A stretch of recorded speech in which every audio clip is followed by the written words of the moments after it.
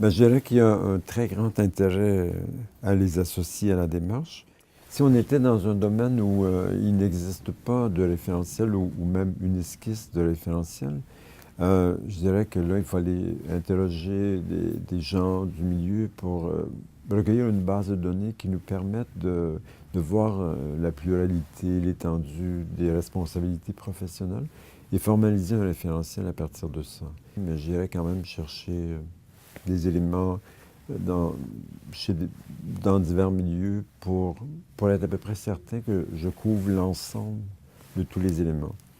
Mais ça, c'est initialement. Après, quand j'ai formalisé, quand l'équipe de formateurs a formalisé le référentiel, il y aurait pour moi une démarche de validation auprès des éventuels employeurs ou auprès de différents milieux, là, peu importe comment on les appelle.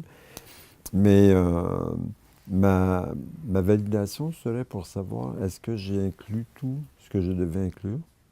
Donc, est-ce qu'il manque quelque chose? Euh, et- mais je ne ferai pas comme un chercheur pour dire ce que l'interlocuteur me dit, c'est une validation hors de tout doute. Parce que je pense que c'est l'équipe de formateurs qui peut aller plus loin, comme être proactive et dire dans 15 ans, dans 10 ans, dans 8 ans, dans tel ou tel domaine, on aura besoin d'avoir développé d'autres champs de responsabilité. C'est pas une question qu'on peut demander, on peut la poser à l'éventuel employeur, mais c'est pas sa préoccupation première.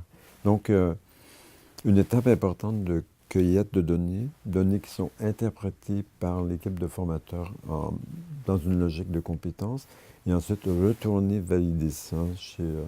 enfin, j'aurais cette logique-là. Et si on n'avait pas la possibilité de faire ce long processus, je me donnerais l'obligation toujours de valider auprès de ces gens.